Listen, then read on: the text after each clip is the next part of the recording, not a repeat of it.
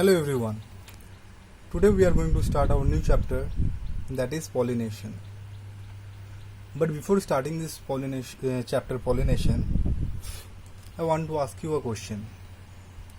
That why do plants have flower? What is the role of flower in plants? So we will notice that flowers, they change into fruit which is having seeds. Okay, flowers change into fruits which have seeds. Clear? These seeds, when they get proper condition, they give birth to new plants. So we can say flower is the reproductive part of a plant that helps in growing new plants. Am I clear? So, before going to the definition of pollination, let us be aware of the parts of a flower. What are the different parts a flower have? Here, if we see the book, the diagram of a flower is given. Okay? So, here is the pistil. Pistil is the female reproductive part of a flower. Stamen is the male reproductive part of a flower.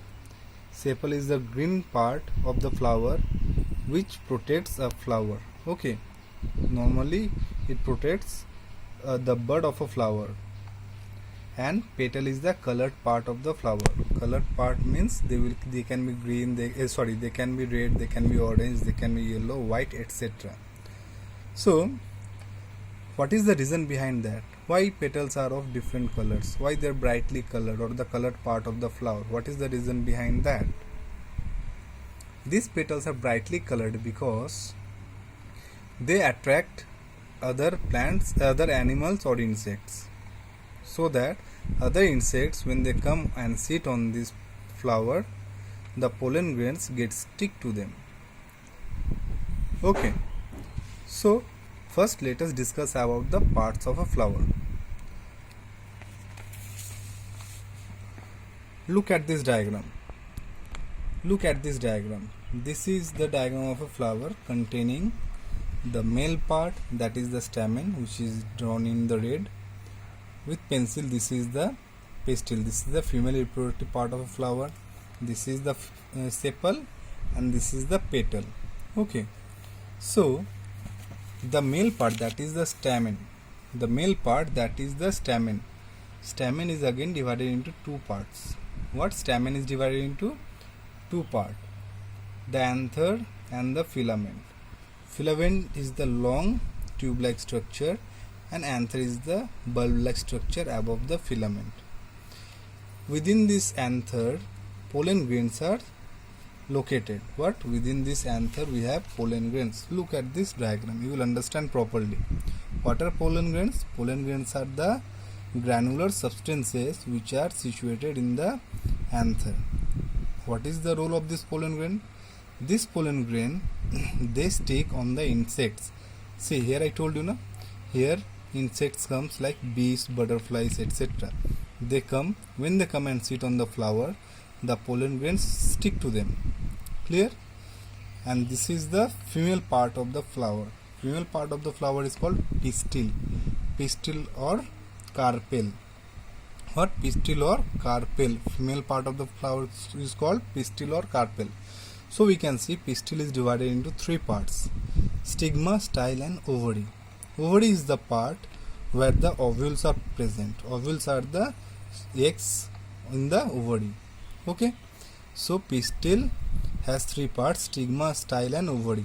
On the stigma falls the pollen grains. On the stigma falls the pollen grains, and through the stigma they form a tube-like structure.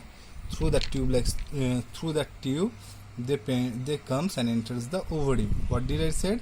The pollen grains comes and falls on the stigma. They falls on the stigma. From the stigma, one tube arises, and through this tube, that pollen grains enters into the ovary. Am I clear? So what are the two reproductive parts of the flower? Stamen, the male reproductive part, and pistil or carpel, the female reproductive part. Okay, again, together, what? Together a group of stamens, is called androecium. What? Together a group of stamens is called androecium. Again I am repeating, together, look, together a group of stamens is called androecium. Similarly,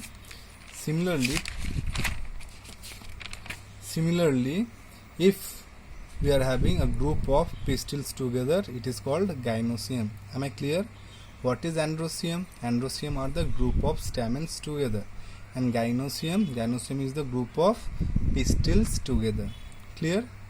On the basis of these two reproductive part, okay, on the basis of these two reproductive part, that is stamen and pistil, flowers are divided into two parts. What? On the basis of this stamen and pistil, flowers are divided into two parts.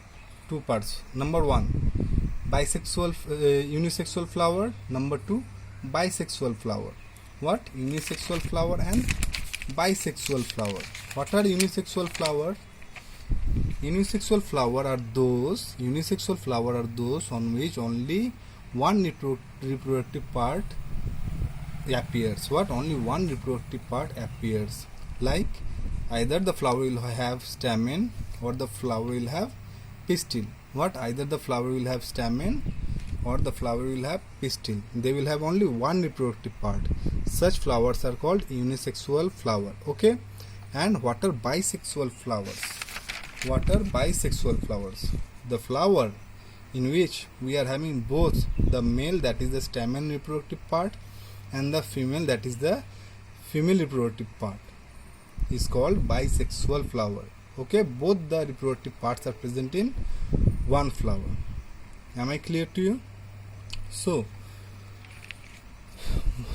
let's go to the topic, what is pollination.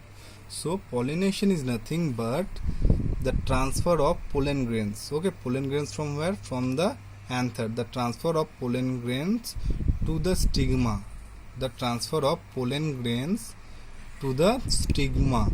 Okay, of one flower, or another flower. Means if the pollen grains of this anther goes to the stigma of another flower. Am I clear? These pollen grains can go to the stigma of this flower also, or else these pollen grains can go to the stigma of another flower also, by the help of wind, water, or insects. Okay, is called pollination. I am repeating again, the transfer of pollen grains. Pollen grains are located in the anther. Okay, and anther is the part of a male reproductive part of the plant, or anther is the part of the stamen. Clear? So the transfer of these pollen grains from the anther to the stigma of a flower, the transfer of pollen grains from the anther to the stigma of the flower or to the stigma of another flower is called pollination. Hope you have understood what is pollination. Now, on the basis of this transfer of pollen grains, pollination is divided into two categories. What? On the basis of this transfer of pollen grains, pollination is divided into two categories: self-pollination and cross-pollination. What is self-pollination? Suppose this is a flower. Okay, this flower is having both what? Stamen and pistil. This flower is having both stamen and pistil. So the pollen grains of this stamen, if this goes and sits, or if this gets transferred to the stigma, okay, if this pollen grains goes to the stigma of the same flower, or if the pollen grain of this anther, goes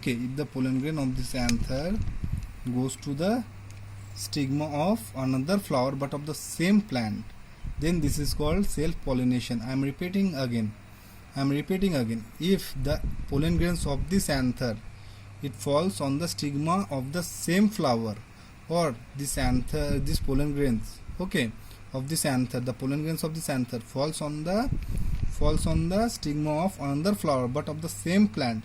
Then it is called self-pollination. What? Then it is called self-pollination. But in case if this is a flower and this is the anther, so the pollen grains of this anther, if it goes, okay, and sticks to the stigma of another flower, of another plant. What? See, here the plant is different, here the plant is different. So the pollen grains from this anther, it is going and falling to the stigma of another flower of another plant. Then this is called cross pollination. Hope I am clear what is cross pollination and what is self pollination, and hope you have understood what are bisexual flower and unisexual flower.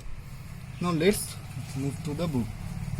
See, here there is a word nectar. What is nectar? Nectar is nothing but the sweet fluid. Nectar is the sweet fluid which are produced by the flowers. Okay, these sweet fluids attracts insects like bees. They attract bees. Okay, the bees, what they do? They makes honey with the help of this sweet fluid. So this is nectar. Nectar is the sweet fluid produced by the flowers.